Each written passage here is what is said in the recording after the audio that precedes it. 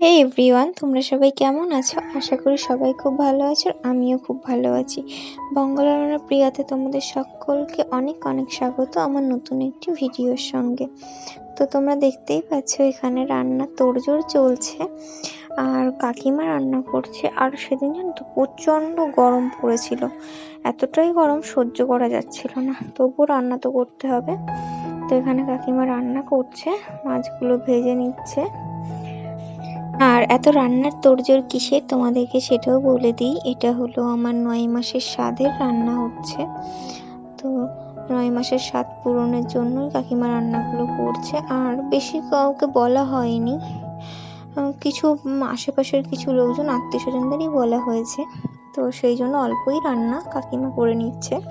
আর দেখো মাছের ঝোল হয়ে গেছে, আর পুঁই শাক দিয়ে কুমড়ো দিয়ে আলু দিয়ে তরকারি করেছে।